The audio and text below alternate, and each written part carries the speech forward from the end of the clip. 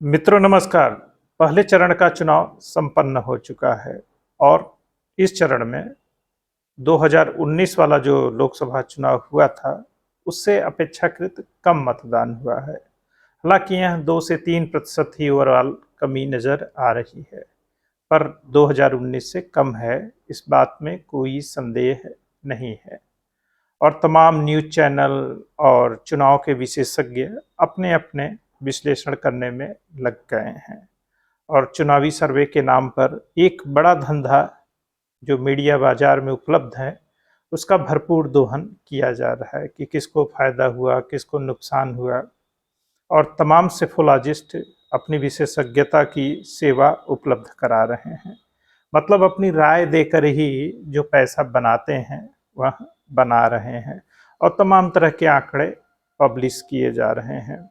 भारत एक बड़ी आबादी, मतलब 100 करोड़ के आसपास जहां मतदाता हों और वहां चंद हजार लोगों के बीच सर्वे करके पूरे देश का मूड बता देने की कोशिश की जाती रही है।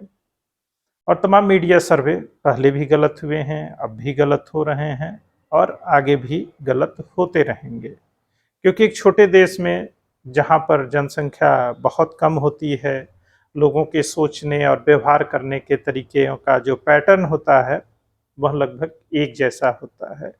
तो फिर वहाँ लोगों की जो मन स्थिति और व्यवहार का विश्लेषण होता है उसमें बड़ी आसानी से कुछ कैटेगरीज बनाकर चीज़ों को बता दिया जाता है। पर भारत, हमारा देश, जो विविधताओं का गुलदस्ता है और हर रंग का फूल इसमें बहुत अच्छे से समायोजित है और असहमत भी है तो भी वह गुलदस्ते का हिस्सा है, इस बात से इनकार नहीं किया जा सकता है।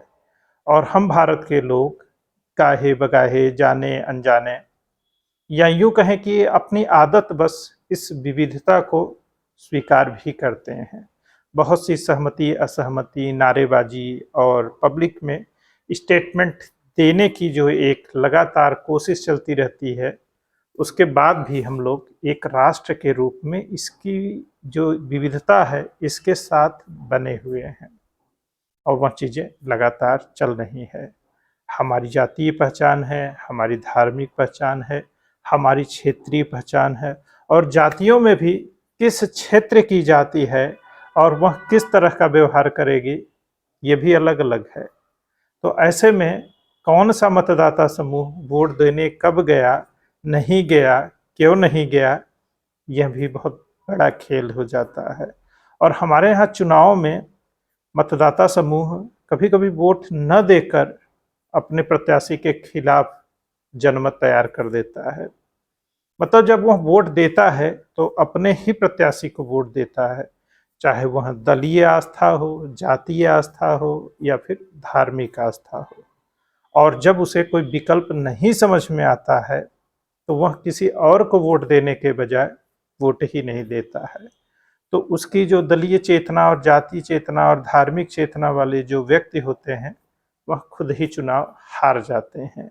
तो कम मतदान में कौन सा मतदाता समूह वोट नहीं किया, यह ढूंढना, समझना और जानना बेहद जरूरी हो जाता है। अगर यह पता चल जाए तो समझ लीजिए चुनाव का परिणाम क्या आएगा आप एग्जैक्ट बता सकते हैं। पर यह बहुत मुश्किल काम है, क्योंकि अब कैमरे के सामने क्या बोलना है, क्या नहीं बोलना है, यह आम आदमी बखूबी समझने लगा है। अगर आप प्रेस रिपोर्टर हैं, कैमरामैन हैं, कुछ जानना चाहते हैं और ऑन रिकॉर्ड लोगों से कुछ कहलवाना चाहते हैं, अगर आप प्लान्ड तरीके से वीडियो नहीं बना रहे हैं तो यकीन मानिए आम आदमी आपको कुछ नहीं बताएगा और आप जो सुनना चाहते हैं वही आपको वह सुना देगा। वह इतना समझदार है, उसके हाथ में जो मोबाइल है उसे इतनी जानकारी बड़ी आसानी से दे देता है कि कौन आदमी कैसे नैरेटिव चला रहा है और क्या सुनना चाहता है। तो आप मोबाइल पर जो तमाम चैनल्स, यूट्यूब और दूसरे सोशल नेटवर्क्स देखते रहते हैं उसमें बड़े आराम से वीडियो शूट किए जाते हैं और कुछ यूट्यूबर्स और चैनल वाले जो लगातार वीडियो क्लिप चलाते हैं और कुछ गाली देने वाले और तेज आवाज में इधर उधर कुछ भी बोलने वाले जो विशेषज्ञ लोग होते हैं, आप उन पे गौर करिए तो हर चैनल पर कुछ फिक्स लोग होते हैं जो उस तरह की बात बोल रहे होते हैं। तो मतलब उसमें भी वेल स्क्रिप्टेड और डायरेक्टेड होता है। अब आपको जो बात अच्छी लगती हो उसी तरह के चैनल आप देखने लग जाइए और उसी तरह की बातें आपके सामने लगातार आती रहेंगी। अब आपकी समझ और चॉइस है कि आप क्या देखना और समझना चाहते हैं। ऐसे में जो न्यूज़ क्रिएटर हैं वो भी सेलेक्टिव तरीके से चीज़ों को क्रिएट करते हैं और बहुत अच्छे से लाइक और व्यू प्राप्त करते हैं। तो बाजार में निकलिए और अपने एक्टर को, डायरेक्टर को, कैमरामैन को तैयार रखिए और आप भी वही चीज़ें कहवाइए जो अपने चैनल पर दिखवाना चाहते हैं। और फिर जब चुनाव परिणाम आते हैं तो सभी विश्लेषण धरे के धरे रह जाते हैं, क्योंकि समाज में जो हो रहा है, जो परिवर्तन या फिर जो वास्तव में चीज़ें हैं, उसको बताने के बजाय जो मीडिया हाउस के लोग और अखबार से जुड़े लोग या खुद को पत्रकार मानने वाले लोग हैं, वह जो पसंद करते हैं, जो वह चाहते हैं, वही केवल बताते हैं। इसी वजह से ज़्यादातर इनकी बातें गलत साबित हो जाती हैं।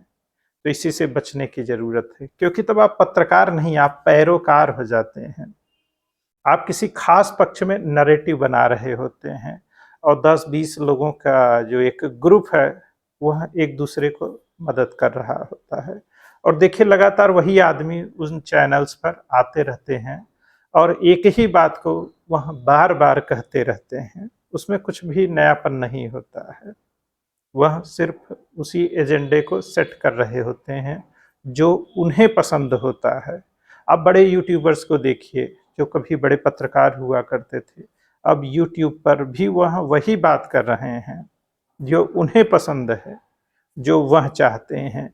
जो हो रहा है उस पर वह नज़र नहीं डालना चाहते, या फिर उन्हें पता है लेकिन वह बताना नहीं चाहते हैं, क्योंकि उनके अपने एजेंडे और व्यापार को वह चीज़ें सूट नहीं कर रही हैं। ये सबसे बड़ी समस्या है पत्रकारिता के साथ भी और विश्लेषक के साथ भी, क्योंकि जीवन में उन चीज़ों को देखने की इच्छा उन्हें है ही नहीं। तो फिर वही बताते हैं, कहानियाँ सुनाते रहते हैं। और इनके चैनल्स या बातों को अगर एक बार आप देख लीजिए, उनके वीडियो देख लीजिए, तो उसमें सिर्फ दोहराव ही रहता है और कोई अनोखी बात उसमें नहीं रहती है।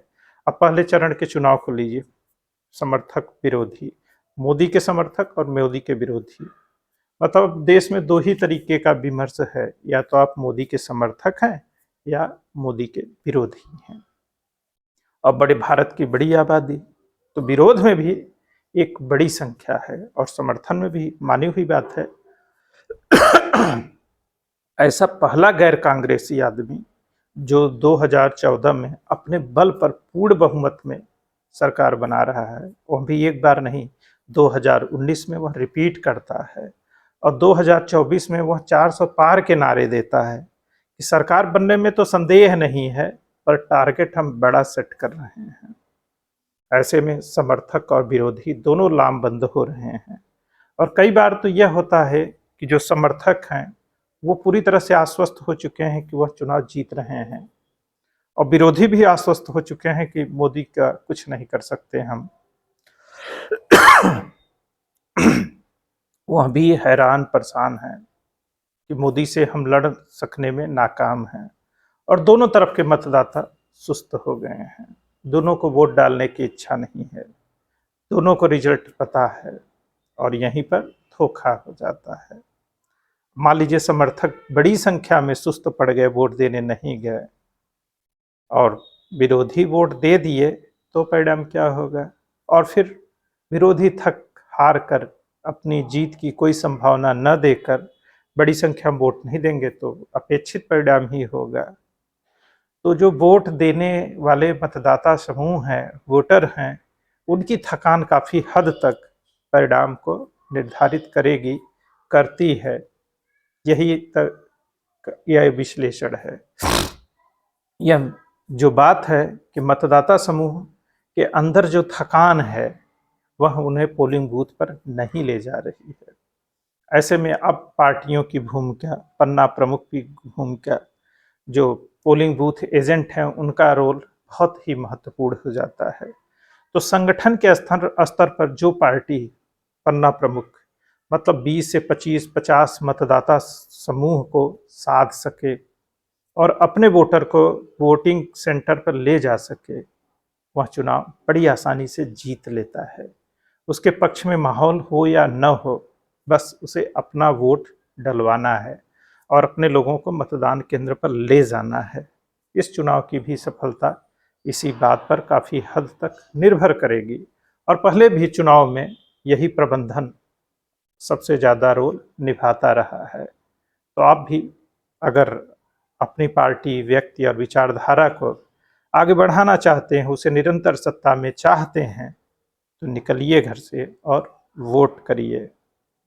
और लोकतंत्र जिंदाबाद तभी होगा और आपकी इच्छाएं और अपेक्षाओं की पूर्ति तभी होगी जब आप वोट डालेंगे। तो निकलिए और लोकतंत्र के उत्सव में शानदार जानदार तरीके से भागीदारी करिए। जय हिंद, जय भारत, वंदे मातरम।